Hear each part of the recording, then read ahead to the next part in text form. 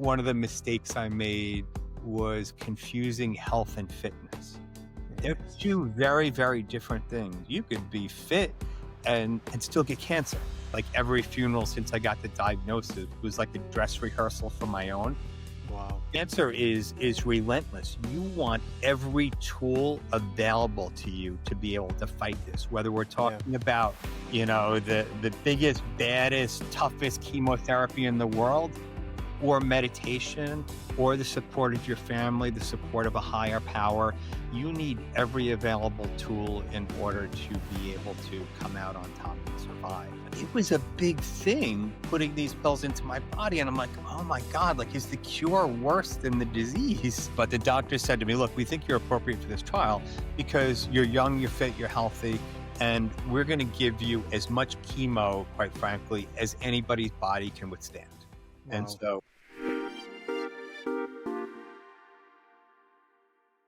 Dr. Jeffrey Reynolds, welcome to the podcast. Thanks so much for having me on. It's a pleasure. Look forward to our conversation. Dr. Jeffrey, why did you decide to compete in an Ironman competition at the age of 55? Out of any other sport, why choose to put yourself under one of the most challenging endurance tests in the world? Well, you're asking a question a lot of people have asked of me. So you're not alone. What I would say is the journey started a little bit before that, and it really started with a 5K foot race. Mm-hmm. At a conference I was at. I was doing what people do at conferences, and you're out at 2 and 3 a.m. in the bar, and a bunch of people are like, we're going to go run a 5K in the morning. And I'm like, in a couple hours, you mean? And they're like, yes. And so a couple drinks in me, that sounds like a great idea. Let's do it. Right. And so I show up at this 5K foot race, really not dressed appropriately. I've got on cargo shorts and, sneakers that are not fit for running. And I set out and I bolt ahead of everybody else. I'm like, I'm winning. And 30 seconds later, I'm like, I'm dying. I can't do this. And I'm walking. And so I do that 5K in 36 minutes, which is a long time. And it really hit home. And I'm like, I'm really out of shape. I'm mid-40s, really out of shape. I need to get myself back into shape. I got back to my hotel room, a little bit embarrassed about my performance. And I did what probably anybody else would do. I opened up my laptop and started registering for other 5K races to go redeem myself. And, I did a few 5K races. 5K wasn't enough. I started doing 10K races. And then I said, you know what? I'm going to do a half marathon. Did the half marathon. And then I'm like, I'm going to do a full marathon. I wound up doing 14 or 15 of those. And then I suppose it wasn't good enough to be mediocre at one sport. I needed to be mediocre at 3 sports. And so I started to look at triathlon and actually went to a triathlon clinic, learned that it's very, very different than simply running. I knew how to swim, but not in a way that would get me through a triathlon and leave energy for a bike and a run. So, late 40s, I'd go and take swim lessons kind of thing, buy a bike, and I'm often running to triathlons. And there's a couple different lengths for triathlon. So any triathlon is basically a swim, a bike, and then a run. But the lengths vary. And so there are sprint triathlons, which are relatively short, figure like a 20-minute swim, up to 15 miles on the bike and then a 5K run. And then there's Olympic distance, which is a little bit longer. Then there's a half iron.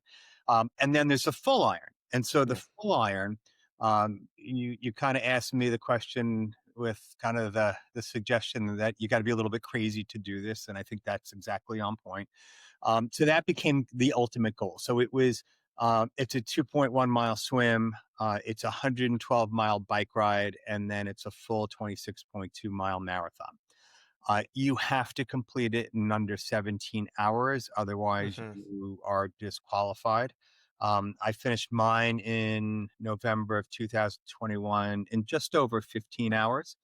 But it became a goal. And the year before, as I kind of sat down and said, so what are my New Year's resolutions? My focus became conquering this and doing it. And for me, it felt like So this is the ultimate pinnacle. And probably, as I go back and unpack it now, probably, the proof that I quite frankly wasn't as old as I was starting to feel like I was. It was a way of kind of reclaiming my youth and that kind of thing. And Hmm. so, I will say triathlon is a sport that I see a lot of folks that are kind of midlife doing, and disproportionately men, but not exclusively. Hmm. And, I think it's about reclaiming that youth. Ironically for me, I was never really athletic as a young person. And so this was a Okay. new foray for me. So, um, it was exciting. It was grueling. The training leading up to it, you don't just kind of any more than you do a marathon. You don't just kind of pick up one day and say, hey, I'm going to do an Ironman. And then you do it the next day. It required about a year's worth of training. I did, 3 bike rides leading into it up to 100 miles. I did several 20-mile runs leading into it. And so it does consume your life. Yeah. If you want to train properly and you don't want to get injured, you don't want to have a medical event, especially kind of given my age, then you train properly, and you do it the right way. And I have a triathlon coach who I still work with, Hmm. who sends me workouts every day via an app. I wear a Garmin watch, and so if she tells me I want you to do X miles and I want you to do them hard, she knows whether or not I did them hard because You heart can't lie. everything else gets Yeah. transmitted directly to her. So it's not where you're just kind of running and saying, all right, go run 5 miles. It's run 5 miles in this way. And Hmm. then there's evidence that you did or you didn't. And so I love that because it created some accountability for me. It created structure. And, we'll get into kind of the rest of the journey. But I will say in training for Ironman, like the lousiest workouts were actually the most instructive. And so there's Mm. workouts where you do great and you're like, wow, I nailed that. I am ready for this race. And then there are workouts where you're like, that was terrible. I felt like I was going to die. I'm not ready in any way, shape, or form. But it really was those lousy workouts where I felt like I had to slog through that I'm like, this is where the growth happens. This is where you learn. It's in the tough workouts. And for me, completing Ironman, yes, it was the finish line and it was glorious and all that kind of stuff. I actually had to stop myself and say, enjoy the finish line. Don't speed through it. Stop and enjoy Ah. kind of what's happening here. And there's probably a life lesson there too. And so I really had to pace myself as I heard the announcer and I raced towards the finish line to say, just savor this moment for a second. But it actually wasn't the finish line. It was really kind of the process leading up to that, the development psychologically, physically, the things that happen to you as you're training. That's really the those are the moments. The finish line is fantastic and I would never diminish that, but the process I think is as important as the finish line. Right. Right. And it's very obvious to me how one can physically train for an Ironman competition. Much of these trainings are pretty standard. But I would like to know how you approach the mental aspect of it, because that could be much more subjective and personal depending on how everyone is wired. How did you mentally train yourself for that competition? You build up over time and each workout became almost like proof that I could do the next one. And Right. so even in my running journey, I'm like, all right, so I didn't do that well on a 5K. Can I actually do a 10K? Well, yes, I can actually do a 10K. And can I do a half marathon? Well, look, I can actually do this. And each test became a testament for me in terms of what was possible. I will tell you, and listeners who run will relate to this. The hardest thing is just getting your sneakers on and getting out the door. The rest of it follows pretty easily. And so, when I was training, cold mornings going out to the pool, it's like, all right, so this is the hardest part is getting out of bed, getting out of the house and getting into the water. Once you're in the water, everything else comes naturally. Same thing on the bike and same thing with the run. And so I really found that, you know, getting started was the most critical piece, but over time, you build the momentum. I'm very visual. And so I had, not only the app that my coach uses, but a calendar with all my workouts. I Hmm. rode on my bathroom mirror 140.6, which is the total mileage that you do in an Ironman, just to remind myself every day what I was working towards.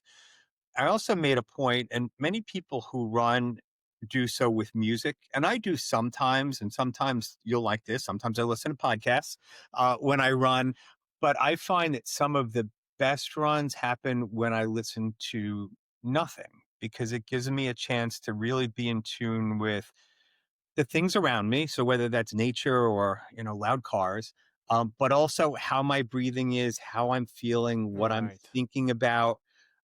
And, on a 20-mile run that takes 3 hours, there's a huge amount of boredom that sets in, right? Your mind is all over the place, that kind of thing. Your legs are telling you, stop this. This is not normal. Stop doing this. Normal people don't run 20 miles on a Sunday afternoon. Stop.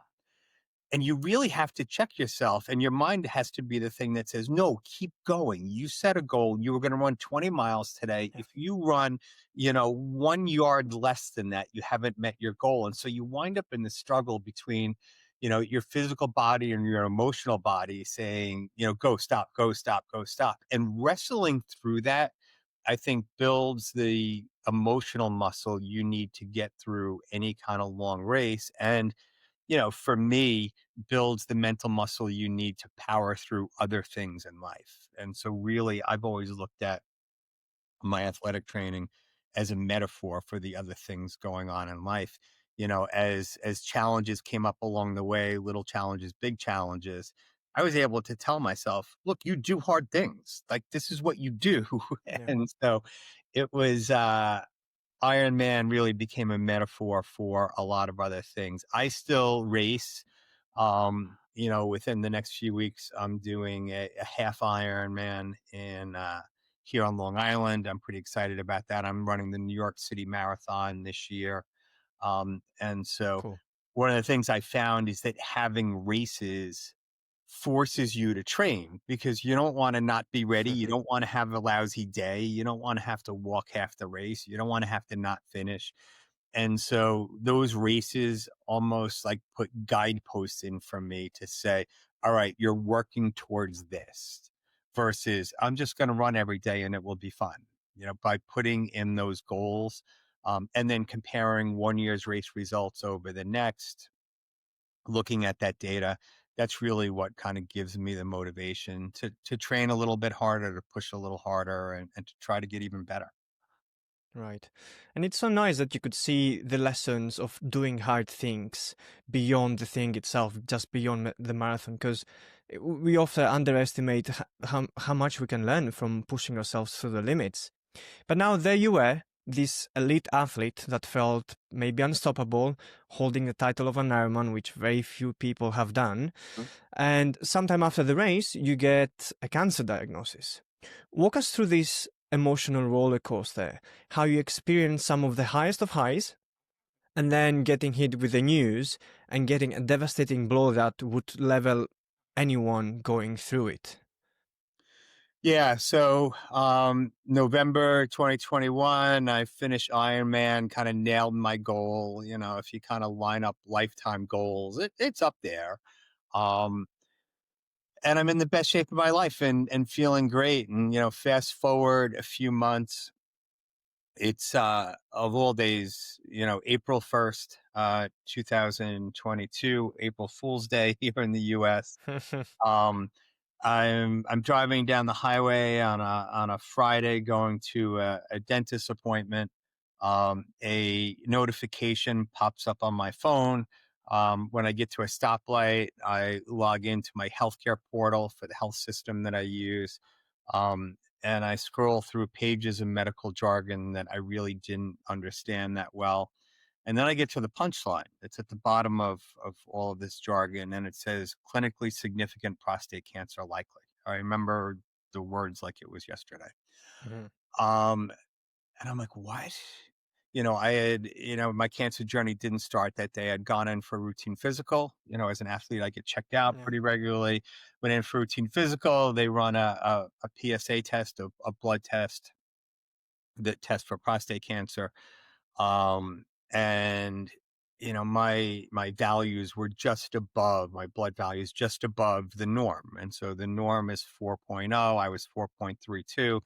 My doctor says, I wouldn't lose a lot of sleep over it, but it's twice what it was a year or so ago. So we should get that checked out. And, those confirmatory tests confirmed that I had prostate cancer. And so I got my cancer diagnosis via a text message on a random Friday, which was odd. A few minutes later, I'm sitting in the dental chair, and my dentist says, "Any changes to your medical condition?" And I'm like, "No." um, but yes, there was a dramatic change. And so, you know, 2 million Americans a year hear the words "you have cancer," and so they're pretty jarring words. And you don't fully appreciate the gravity of those words until it's you they're told to. And so, I was thrown into a whirlwind. I did what I needed to do. I got, several opinions, and then went and got surgery. They removed the cancer. They said this was very successful. It looks like we got it early. You're in good shape. I had the surgery in July, right before July 4th. So I was like, Independence Day from cancer. This is great. I can link a holiday to everything. And so I got the surgery in July. I, celebrated the surgery while I was in the hospital. I walked 1.8 miles around the nursing station right after the surgery so that I kept up my physical activity. I walked every day. I said to my surgeon, "Well, you said I can't run. What happens if I run?" He's like, "Then I'm going to have to operate on you again, and there's going to be a problem." Oh, So he's like, "You need to not run." I said, "But I'll walk." And so I walked the month after the surgery. I walked 200 miles, um, just to keep the fitness up and to yeah. just keep my mind straight. I think it was kind of convincing myself, look, you could still do this. It's all going to be okay.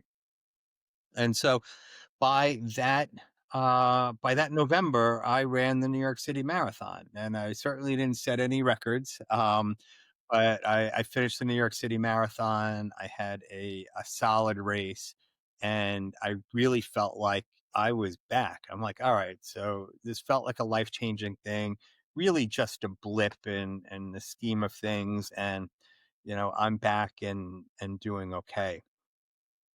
By this point, I had become really an evangelist for regular checkups, and in particular men's health. I did a public service announcement for the Prostate Cancer Foundation of America, Hmm. saying, "Look, I'm young, I'm healthy, I still got prostate cancer. Get checked. If you get checked like I did, then you can have a successful treatment outcome too, and be running marathons within 5 or 6 months." Um, and it was great. Lots of people got checked, some got diagnosed, but an early diagnosis makes all the difference in the Yeah, world. And for so sure. I was able to be successfully treated largely because of the timeliness of the diagnosis. So that was round one for me. Do you think pushing your body through its limits maybe contributed to the acceleration of the growth of the tumor? Had you pushed your body less, could it be possible maybe your body would have reacted differently and the tumor maybe have stayed dormant? How does this exactly work? Yeah, and there's not a lot of science to suggest that. One of the things that my doctor did say to me, and I'll get into the second half of the story in a second. Hmm. One of the things my doctor said to me is, "Look, your fitness is money in the bank." And so if Yeah, you go into these things, the vast majority of men, by the time they pass away of something else, will have prostate cancer. And so yeah. prostate cancer is very, very prevalent in men. By the time you hit your 70s and 80s, there's more than a 50-50 chance that you're going to have prostate cancer. And generally, men don't die from it, they die with it. And sometimes you Mm, never even know that you had it. The fact that I got it early, was diagnosed early, meant that I could get the treatment. I went through it was a 5-hour surgery. My doctor's like, "You'll be up in no time because you went into this in really good health. You went into it with a strong mindset. You went into it strong right. physically." That's like money in the bank when you're dealing with cancer. If you're out of shape, you're not moving around, that kind of thing, then you're actually at a disadvantage in terms of managing the disease. And that fitness was even more important the second time around. And so the second part of the story is, I run the New York City Marathon in November. I'm preaching to the world, go get checked, go get checked. It makes all the difference in the world. Look at me. I was diagnosed early and I'm back running marathons. You can too. Hmm. And, fast forward to August of the following year, August 8th, I go in for a routine colonoscopy, right? Because you're supposed to, if you're over the age of 45, you're of average risk, you're supposed to get a colonoscopy on a regular basis. I go in for that. I think everything's going to be fine. I don't really think much of it. Hmm. I wake up. The nurse says the doctor is going to come and talk to you. I didn't think anything of that either. And he comes and he says, look, and I could tell from his face that something was wrong. And he said, look, I found some polyps. I took them out. We're going to send them off to be biopsied. He said, but I also found a significant mass. I said, well, how Wow. significant? And he's like, it's very significant. You need to get a referral to a surgeon on the way out. So, I do that. I meet my partner, now wife, in the waiting room. She's like, "What's the matter?" I'm like, "It's not good. I have to get a surgical referral, that kind of thing." And just then thrown into this whole world. I remember kind of leaving the doctor's office, and it's bright and sunny outside, and the birds are chirping, and I'm like in a daze, partly because I just had a Yeah. medical procedure, but also because this news is just fairly disorienting. I go home, I'm on my Peloton trying to ride away my troubles. And, the doctor calls me to check on me. And I'm like, oh, so that's even worse. Like doctors don't call you to check on you after a Right. colonoscopy that night. I'm like, so this is terrible. I would, go through a series of pretty invasive tests and then be diagnosed with stage 3B colorectal cancer. And the way, staging of cancer works is there's stage 1, stage 2, stage 3, stage 3B, and then there's 4. And stage 4 basically means that the cancer is spread from the primary site to other areas of your body. And that's a dramatically different prognosis when you hit stage 4. And I'm like, Hmm. 3B is really close to stage 4. And so it was two cancers in 2 years. And this one was more serious than the first. The first Hmm. one, look, it's disorienting to hear those words and you have cancer for the first time, but this was a completely different ball game. And so, um, I started that journey and I kind of jump into that second story and we could talk more about it. Um, because there was recently a New York Times story, a front page article that ran about the connection between endurance sports and in particular colorectal cancer. And the Okay. story found that the incidence was higher among endurance athletes than it was for other folks. And there are some questions about, to what extent do extreme sports play a role in um, the incidence or the prevalence of cancer? And Right. there are no good answers. What I would say, and I've actually had some conversations with the reporter who wrote that story. People who are athletes tend to get checked more often just because you're putting your body through the mill. Right. Right. I I have see. seen athletes my age have cardiac events, heart attacks on race courses. Um, and so you want to get checked out before you do this kind of thing at a certain age and make sure you're good to go. So you're bound to get checked more often. And I've, said, it could just be that we get checked more often and are diagnosed more often. But I will say, I know of two other athletes who have died of colorectal cancer. Both of them said to me, I kind of had some symptoms and I chalked it up to beating up my body a little bit. And so they Hmm. had irregularity when it came to bathroom habits. They had some blood, that kind of thing. But, you run 20 miles, you're going to expect that there's going to be blood, that there's going to be discomfort, that things are going to happen to you just as the normal way of doing Of things. course. And Yeah. those are things that, I think we're beginning to look at a little bit more now. And, I think one of the mistakes I made was confusing health and fitness. They're Yes. two very, very different things. You could be fit and still get cancer. And so Exactly. As when I talked about, the fitness being money in the bank, it really came into play the second time around. So, the course of treatment for this generally involves radiation, chemo, and then in my case, more chemo. I'm part of a clinical trial. I'm still monitored aggressively, even though my treatment is done. But the doctor said to me, look, we think you're appropriate for this trial because you're young, you're fit, you're healthy, and we're going to give you as much chemo, quite frankly, as anybody's body can withstand. And Wow. so it's a three drug combination. I had 27 days of radiation, 27 days of oral chemo pills, a short treatment break to kind of figure out how that worked, and then 6 months worth of chemo infusions. And so the doses of chemo were very high. And they said, look, if you were not in good shape, we would never give you this much chemo because you wouldn't be able to withstand it. But you're probably able to endure the side effects. You seem to be able to power through things. And so we're able to do this. Are you ready to rock and roll? And I'm like, yes. First, the first appointment I had with my oncologist, he started showing me meditation videos and, here's how you kind of meditate on your tumor. And I'm like, no, no, no, no, no, you got the wrong guy. I'm pretty calm, but meditation is not my thing. I actually want the most powerful chemo you have available to wipe this out of me. Wow. So that's not everybody's Full journey. on. It's mine. Yeah. And so, we did the first round of treatment. It was rough. But after the first go, they said, look, we think the tumor's gone. You don't appear to have the tumor anymore. There is a scar at that site, so we're going to watch it.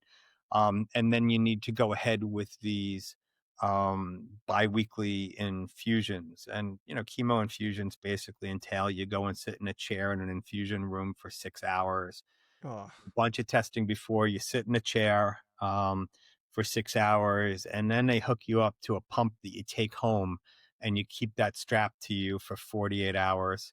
And then you go back and have it disconnected. So it's a pretty aggressive thing. I Mhm. worked through all of this. I run a large not for profit organization, on Long Island. And so I worked through the entire thing. In fact, there was one Friday morning where I had my chemo pump and I tucked the tubes into my suit jacket pocket before I gave a keynote address.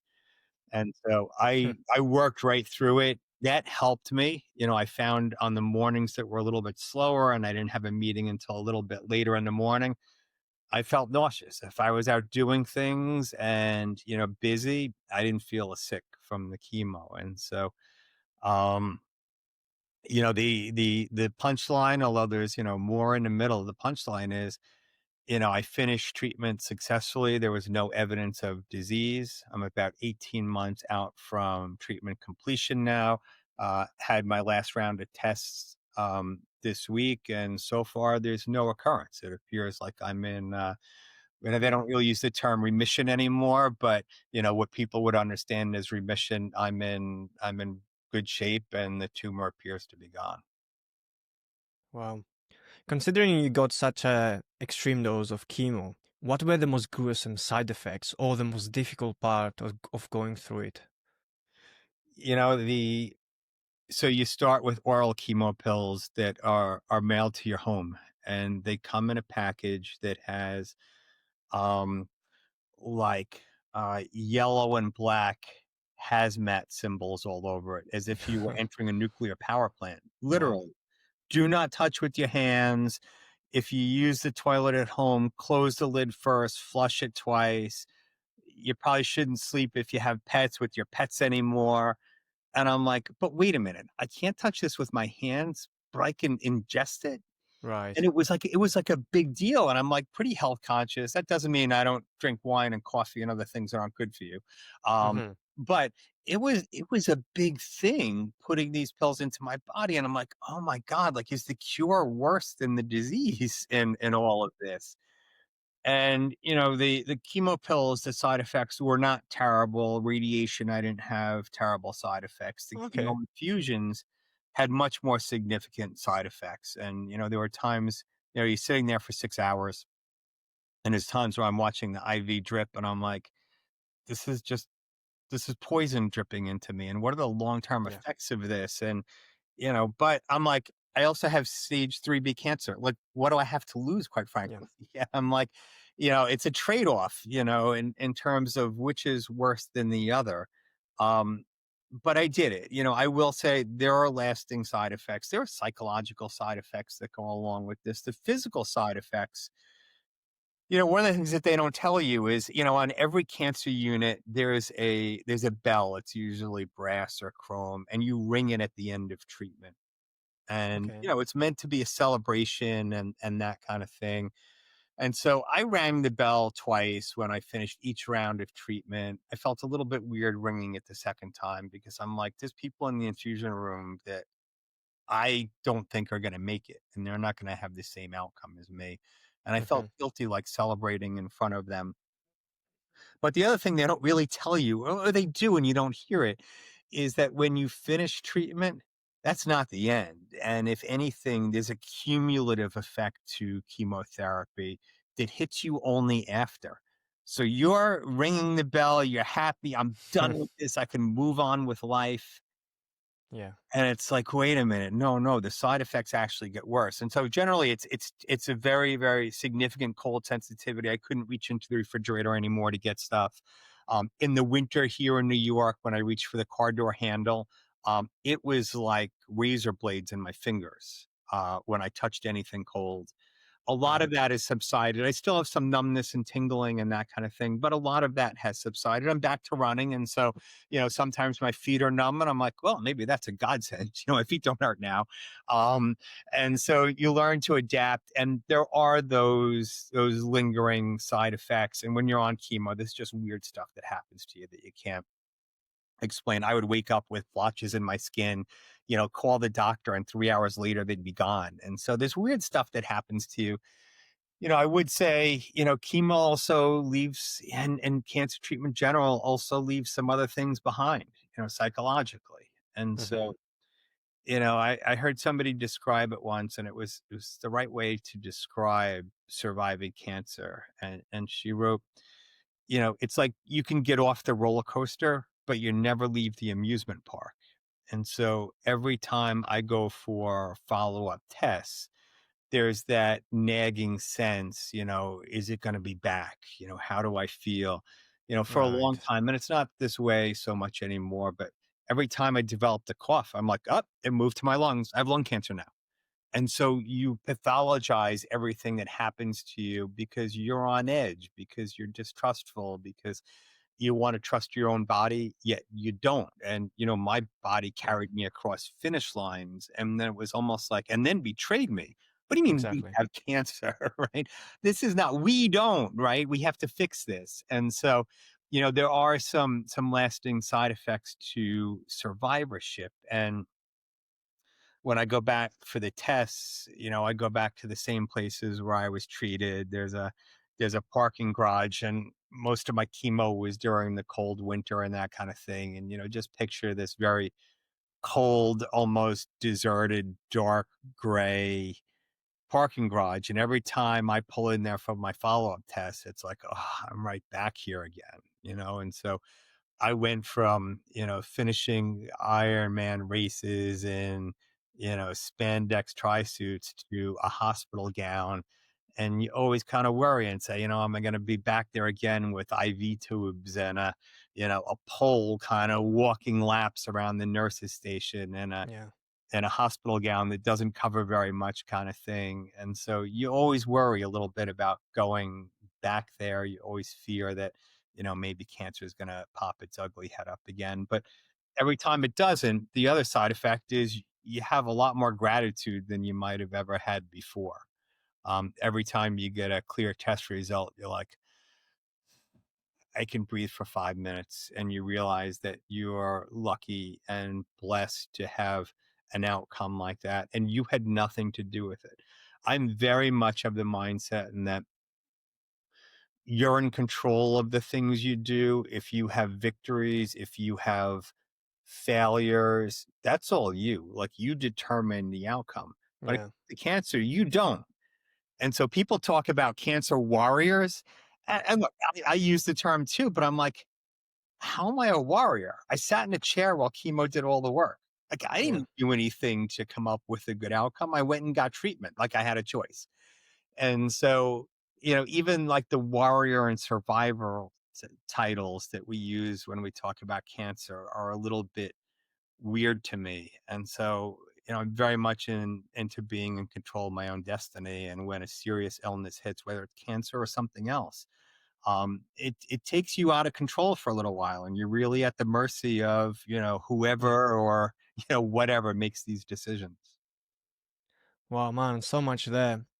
I can only imagine how this, from the permanent idea of paranoia that this thing will keep coming back every now and then, to how you how it affected real relationships. These traumatic events really shatter our paradigms once and for all.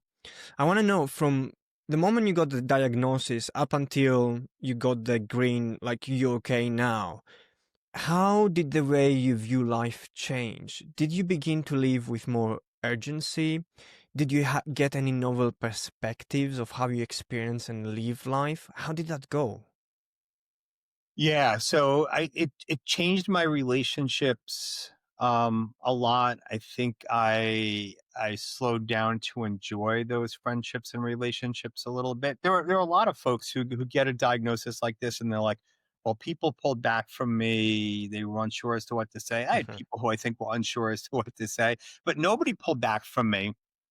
Um, and people really rallied around. I mean, typically the response was, "But you're so healthy. How could this happen?" Yeah, well, it It happened, happened, right? yeah. Um, and so you do begin to reevaluate your relationships. You begin to reevaluate how you spend your time and who you spend your time with. For me, I'd always wrestled with the concept of spirituality. Always went back and forth in terms of, what does a higher power look like for me and that kind of thing. Hmm. You have to then resolve those things. I mean, generally, when we think about, well, what are we doing with our lives? What do we want our legacy to be? What do we believe happens, at the end of life? Most of us don't fully resolve that. We think about it a little bit here and there, but you don't really True, get results about that. You're not like set in terms of what you believe. This is forces you to make some of those decisions a little bit for sure. and come to some conclusions and say, so, if this doesn't pan out well, what does the end look like? Right. And so, cancer sometimes has a very fast end, sometimes it has a very slow and painful end. So you start thinking about, so what does that look like? How do I want people to remember me? Did I spend enough time with family? Did I spend too Hmm. much time at work?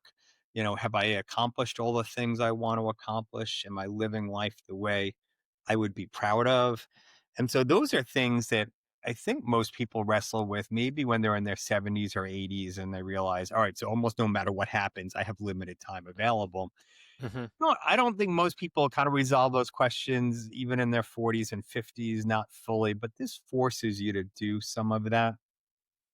It also, I had to come to some conclusions about kind of what I believe and that kind of thing. One of the weird things, and I didn't realize that so many of my friends were pretty religious, actually from all faiths. And I had people who would say to me, "I'm praying for you every day," and there was a part of me to be like, "Oh my god, I'm not even praying for myself. You're praying for me every day. I'm not even praying for myself. Maybe I should be." Yeah. You know what? You go off for a test result and you throw a quick prayer together, that kind of thing. But it forces you to do some soul searching. I was at a church for a family event, and there was the prayers for people who were sick, and my name was in the prayers, and I'm like, "Oh, that was nice of you guys to kind of put, my name." And they're like, "We didn't." So somebody else did. And so I know a lot of people here on Long Island. I'm pretty active in the not-for-profit community. And somebody who I came across, I do a lot of work with people struggling with addiction and mental health conditions. And so somebody somewhere who belongs to that church put my name in. And so I'm sitting in church and like out of nowhere, my name is spoken. Um, and so those kind of things are like, wow, everybody's doing all these things for me. I should be doing more to bolster my spiritual self, as Hmm. I go through this, and what spiritual lessons can I learn, and that kind of thing. So I would say that was a pretty significant change for me and something that I needed to wrestle with. I know that we're going to talk about it, but I recently published a book about this Hmm. entire journey, and the beginning of the book came very easily. I write fast. The end of the book came pretty easily. And in the middle is about how cancer changed my friendships, how it changed my physical health, but also how it impacted me spiritually. That chapter took the longest to write because I had to wrestle with all of those issues. It wasn't as easy as telling the story. It was, I had to wrestle with and come to some conclusions about who I am, what I believe, what I want my legacy to be. It probably took me 5 or 6 weeks to do that one chapter, and I'm like, Hmm. maybe I should just leave the chapter out. Nobody's going to know that this chapter was intended Yeah. to be in the book. And then I'm like, you know what? That's like quitting at like mile 20 of a marathon. Like, this is a hard thing. And you have to walk through all of this and process all of this in order to come to some resolution. And, leaving the chapter out is a cop out. It's a cop out for the readers, and it's a cop out for me as the writer. And so, I slogged through it and did it, but it was challenging because it just prompted me to think about things that, I'd thought about before, but when you think about the end of life, you think about that as, downstream, right? There's two Far ways away. we die. Either we're going to have an illness and we're going to know we have an illness and there's going to be a trajectory that slopes downhill, or there's going to be some sudden event that takes us out. You have a sudden event, you don't have time to work things out. And so there's always one of two things. So, I always felt like, all right, so I'll have warning that this is going down if I need to resolve issues. And if it's sudden, then it's sudden. There's nothing I can do about that. This was, all right, so maybe this is the thing and I need to resolve these issues. It turns out it wasn't. The other thing I noticed, and I've been to a funeral in the past couple of weeks, is just funerals hit differently. When you go to funerals, um, generally you're sad for the person, you're sad for the family, you remember them fondly, that kind of thing. For Hmm. me, like every funeral since I got the diagnosis was like a dress rehearsal for my own. Wow. It sounds morbid, but you go and you're like, all right, would they come to my funeral? The reading was terrible. I would never have a reading like that. Or, why do all these funeral homes have, the same gold and maroon decor? And, do Yeah. I want people to be sad? Do I want them to be happy? Do I want them to be do I want it to be a party? No, I think I want them to be a little bit sad and then give me a party. But you start kind of thinking through and saying, you start critiquing other people's funerals and saying, "So what do I want for mine?" You read the back of the palm card and say, "I would choose something different." And That's interesting. it really is like every funeral becomes a dress rehearsal for your own, and you start thinking about what you'd want or wouldn't want, and that kind of thing. And fortunately, I don't need to kind of plan anything like that anytime Hmm. soon. But a brush with a serious illness gets you to start thinking about some of these things that maybe were uncomfortable and you hadn't thought about before. Right. And obviously, going through all this experience with cancer and chemo and therapy and wrestling with God and spirituality, it made you feel a certain way. But how did it affect you the way you see yourself? How did this new identity of yours at the time change how you saw yourself? I think initially, and I think when we're younger, certainly as a young guy, I believed I was invincible, and I probably never lost that, Hmm. until this. Kind of like it forces you to grow up really quickly and acknowledge your own vulnerability in a very, very real sense. But I also, as much as I felt vulnerable, I didn't miss 5 minutes of work. I was like, no, I got this. Bring it. Hmm. Cancer, you messed with the wrong guy, right? And you want to come back twice, that's fine. I'll get you this time too. And so, really my can do attitude, kind of the tough guy veneer served me very well. I'm of the mindset in that act as if, even if you're not fully confident. And Hmm. so, there were some moments of vulnerability and fear and that kind of thing. Don't get me wrong. They came around a lot. Um, but I also, for my kids, for my wife, I really felt like, no, I've got to be strong. I've got to power through this. And powering through it and appearing strong is good for them, but it's also good for me. Those moments where I felt more Right. vulnerable and weak, they were a little bit more uncomfortable. Um, and so, it did. I think I probably had more honest conversations with people. There's a piece I write about in the book. So for most men, when we think about men's health, men don't talk about things like prostate cancer very much Hmm. because, it's embarrassing, whatever else. Same thing with colorectal cancer, right? I got the two most embarrassing cancers a guy can get, right? And so, things that nobody really likes to talk about. And so, in doing this, and I've got, like most people, like a handful of close friends, and then acquaintances, and then coworkers, and it goes out from there. A lot of my close friends, guys, started saying, "I love you" to me. And the first Mm. couple times I'm like, all right, well, That that's was odd. yeah, right. It feels weird. I didn't know Yeah. what to say, so I didn't say anything. And this was not like, you know, guys are out drinking and slap each other on the back and say, "I love you, man." It wasn't like that. It was like heartfelt and genuine and that kind of thing. And my first thought was, okay, so this is weird. My second thought was, am I going to die? Like, I look in the mirror and say, I look pretty good. I'm powering through this, but maybe they see something I don't. Maybe I'm getting ready to check out and they want to make sure that I know these things um, before I go downhill. And it turns out it was none of that. It just, illness can create a connection that you didn't have before. Right. I found, and I've been, so I spent 35 years in the not for profit world helping people with a variety of problems. All of a sudden, I was the one that needed the help. Right. And so I went from the helper in control. I got all the answers. I'm the person that, people call at 2 a.m. when their teenager overdoses or their marriage implodes or Okay. some other problem they don't know how to deal with. Now I'm the one, texting my doctor saying, dude, I got this weird, lump in my neck. What do you think it is? Kind of thing. And Hmm. so it did result in a role reversal. It also, sometimes people need to help us, not for us, but for them. I have a very close friend, and he Right. said, look, if you ever need, if you ever need a ride to chemo, if you ever need someone to do some shopping, I'm happy to help you. He's like, you'll never take me up on it, but I'm happy to help you.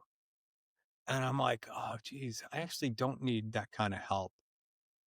But maybe he needs to help in that way in order to feel like he's got some power and agency over what's going on. And that His own life. Yeah. sometimes when people want to help us, it's not only to help us, it's to help them and to bring the relationship closer, right? That transaction. I always felt like when people came to me with their deepest, darkest problems, right? I was the guy that was going to keep their secret, that was going to guide them along the path.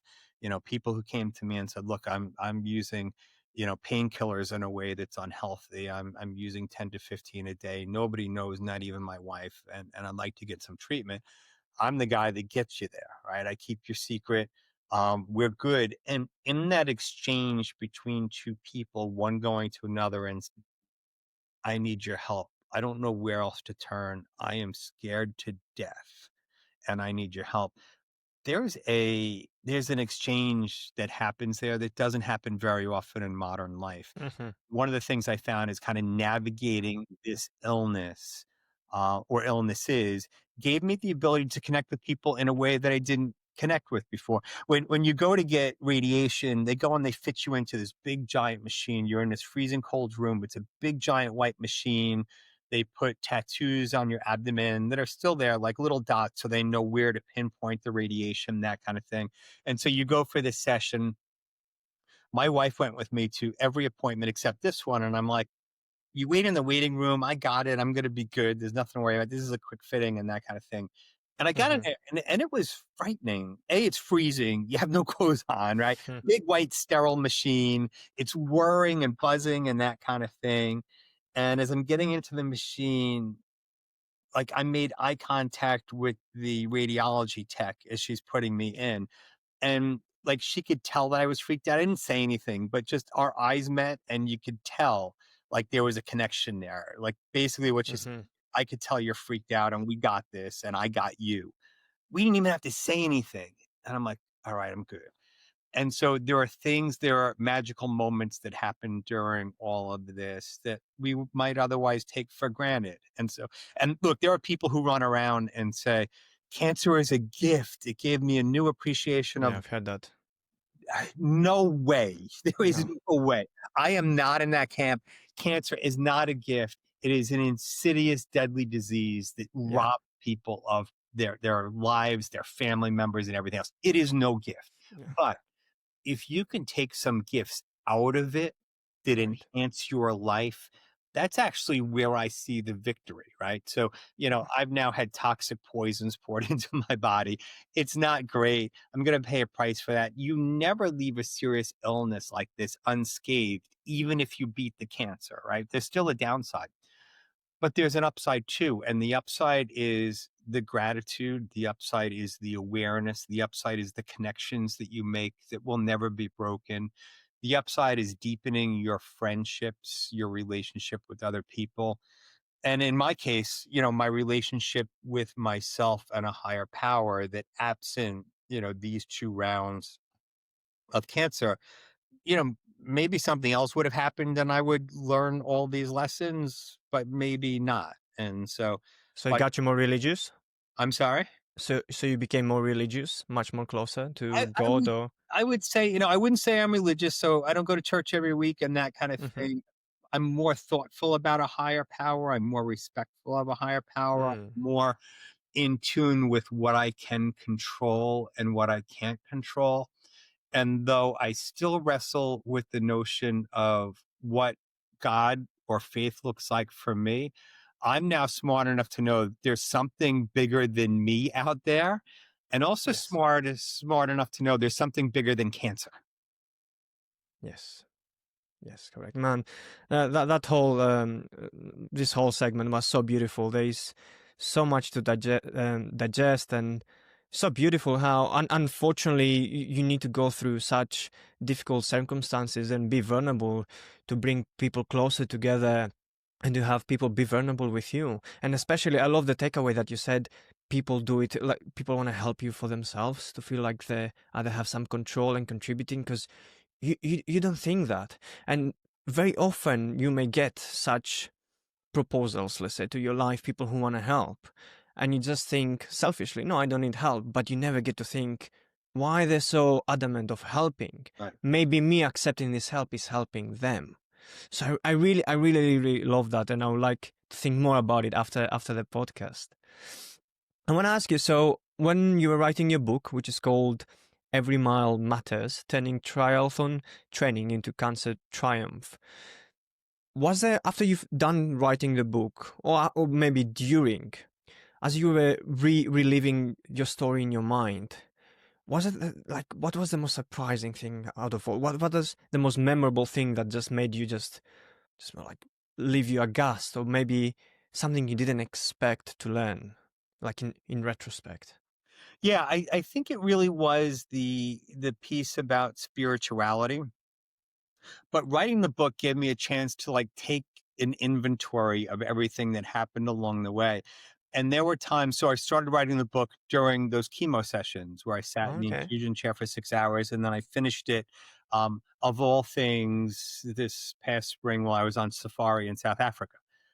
And so two very different scenarios, but I had always wanted to do a safari. And so when you get this diagnosis, you're like, all the things you wanted to do, you should go do them because you never know what's going to happen. Whether or not you Yeah, have yeah, cancer, yeah. you never know what's going to happen. Go do the things you always wanted to do. So I think it gave me the chance to think about things a little bit more clearly. And I will say, there's we're in the process of doing the audio book for this, and there's still things that I reread that kind of get me choked up. Mm. When I was diagnosed with prostate cancer, um, I was new in my relationship with the person who's now my wife, and I got the diagnosis, and we were maybe 6 months in, and I said to her, "Look, this isn't what you signed up for, and so if you want to walk away, I fully understand that. I get it." And she's Wow. no way, no way, there's no chance. Um, And still even thinking about it, it kinda gets me right here because, you begin to learn who walks away and who doesn't. You have those scary moments by yourself. I will say as much as, she's been by my side and my friends have been by my side through every step of this, you still feel a little bit lonely. It's like, and I don't Mhm. really know how better to describe it, but there are these quiet moments where you're like, "All right, it's just me and cancer, really?" um, and so you do feel alone. You also feel like if um, if somebody hasn't been through it, then it's really hard to imagine it. It's not that hard to imagine, but you feel that way. I also deeply appreciate it. So since the book has come out, I've had so many people who have emailed me or called me and said, "Hey, I just got diagnosed. Can I just talk to you for a few minutes to get some reassurance?" And Oh, so okay. the network that comes together is absolutely incredible. So once you talk about these things and put them out there publicly, there's this circle of support that begins to emerge of people who have been diagnosed, people whose loved ones have been diagnosed. And that's, I think that's critical because one of the things, about cancer, and there's all sorts of theories about where cancer comes from and that kind of thing, but I know that cancer, like most diseases, thrives on secrecy. And so, the ability to talk to folks about the importance of early detection and getting checked, the importance of listening to your body. If you are diagnosed, the importance of talking about it, connecting to other people. Um, Look, cancer is relentless. You want every tool available to you to be able to fight this, whether we're Yeah. talking about the biggest, baddest, toughest chemotherapy in the world, or meditation, or the support of your family, the support of a higher power. You need every available tool in order to be able to come out on top and survive. And so I've learned how to pull those tools together and just really have been lifted up by the number of folks who have come to me and said, "Hey, I'm struggling. Do you have 5 minutes?" or that kind of thing. I love the survival stories. Um, Look, none of us is getting out of here alive. And we've got the Sure. ability to support each other through our trials and tribulations. Cancer gave me the ability to connect with other people in a way that maybe I Sure. hadn't. Yeah, and these cancer survivors, something not often talked about. So obviously, you're happy that the cancer is gone. You're happy to Yeah. be alive, of course, but your whole life has been messed up.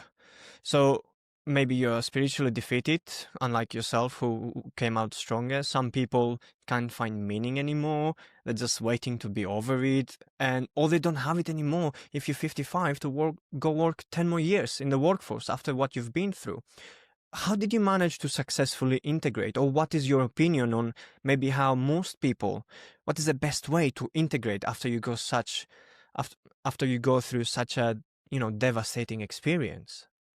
Yeah, look, the book is really about how triathlon helped me do that. And Mm-hmm. there are times during races, we talk about, mile 18 to 20 in a marathon, and we call it the wall because it's that period of time where you're like, all right, I'm not close enough to finish to have that excitement. I've been running for 3 hours. I'm in a really, really bad place. I had to use those skills during like chemotherapy. We were between session 6 and 8 of the infusions. And, my doctor said to me, your side effects are mounting up, your blood counts are dropping, maybe we need to cut this short. And I looked at him, I'm like, have you lost your mind? And he's like, I knew you weren't going to go for it. And I said, there is zero chance that we are stopping early. Like, Yeah, and if I have to go find someone else to give me chemo, I'll go. let's do We're it. not Yeah. stopping, like, because I want the best possible shot at survival. That's not to say that there aren't low moments along the way where you're like, this is terrible. Like, how am I going to get through this? You can't eat. And so I always just look for ways to pull myself out of that. And so everybody goes in those normal peaks and valleys. I don't want kind of, your listeners or viewers to think that, this is a straight line and then it's good and just suck it up, Mm. buttercup, and you're going to be fine. You need the right support system. You need to have the end goal in mind. You need to understand and kind of ride with the waves of, anxiety, depression, the other things that are going to impact you. But you also, when I was feeling lousy emotionally or physically, I always thought, I'm like, this won't last, right? It hurts right now, or I'm anxious right now, or I'm depressed right now, but this won't last. The same way as when I did a marathon, I'm like, all right, so mile 18 to 20 is terrible. I just need to continue to put one foot in front of the other. By the time I get to mile 24, I'm almost done and I'm going to get that adrenaline rush and I'm going to cross that finish line and it's going to feel awesome. And so I was always of the mindset in that even if it sucks, keep going, one foot in front of the other, keep going because it's going to get better. Right. Dr. Jeffrey, last question. What do you want to be remembered for? Well, look, part of writing the book was to leave that legacy for my kids and to leave a prescription for folks who might have struggled themselves. I've spent 35 years helping other people. I feel really good about the lives that I've changed. My hope is that you know, cancer messed with me, but it also inspired me to position folks who might get that diagnosis downstream to be stronger than ever before. I don't Mm. think I've revealed any deep, dark secrets for beating cancer in the book. It doesn't claim to be that, but I like to think that I've offered some tips for people who might deal with that diagnosis, for people who might be dealing with some other medical condition, or just folks that want to get a little bit more out of life. Nice, I like that.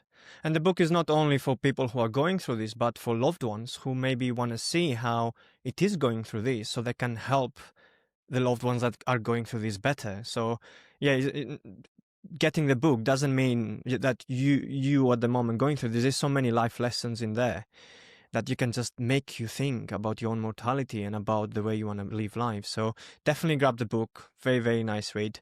Dr. Jeffrey, thank you very much for being on the podcast. Thanks for having me on. It was an absolute pleasure.